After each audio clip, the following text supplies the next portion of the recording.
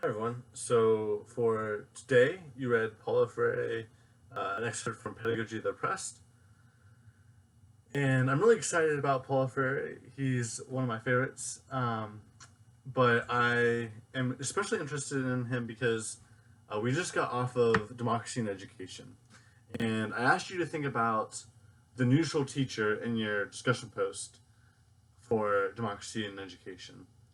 And many of you said that there was room for like this teacher who's neutral and who's just providing the material to the student.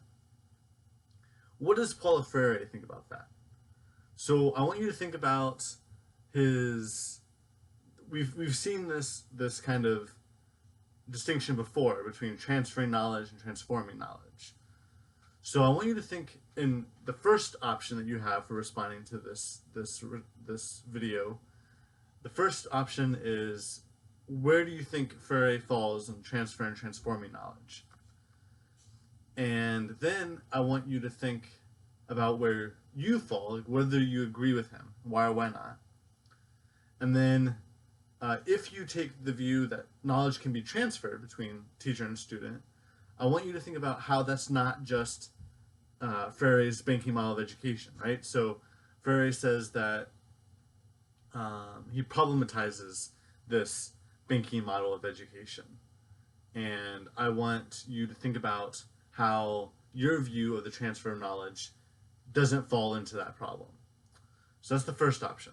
So you decide whether Freire is transferring or transforming, and then you take a position yourself, and then if you are transferring, then how is that not banking model of education? The second question is Freire takes a position that welfare recipient is this paternalistic term, and I want you to think about terms that we have in our discussions about education today, in contemporary discussions about education, that serve the same kind of function. So what terms do we have that are paternalistic, that are covering up this unfortunate reality of inequality? All right, so look forward to hearing your responses.